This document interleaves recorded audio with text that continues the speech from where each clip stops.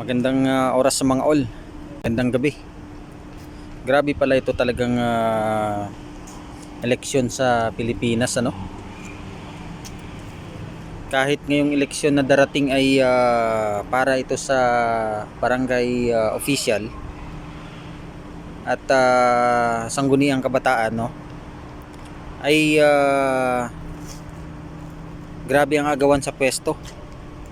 Yung napabalitang taga Libon Albay na nag-file ng certificate of candidacy, si Kapitan, ay tinumba. Grabe.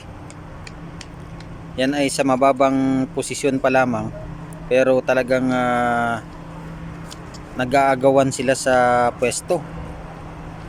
Paano pa kaya yung mga matataas na pwesto, no? Kaya ayoko nang tumakbo. Ayoko nang tumakbo ng barangay captain. Bahala na kayo dyan. Sa mga aspiring public servant dyan, lalong lalo na sa darating na barangay official, barangay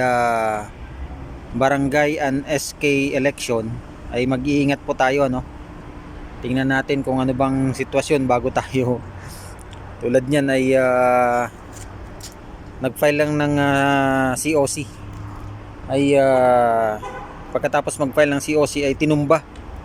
Hindi tumba lang na tumba, talagang tinodas. Kaya yan ang mahirap dyan, eh. Kumbaga sa mababang posisyon pa lamang ay nagtutumbahan na. Gabayan nawa ng may kapalang bawat isa dyan, ano, sa mga nag-file ng COC.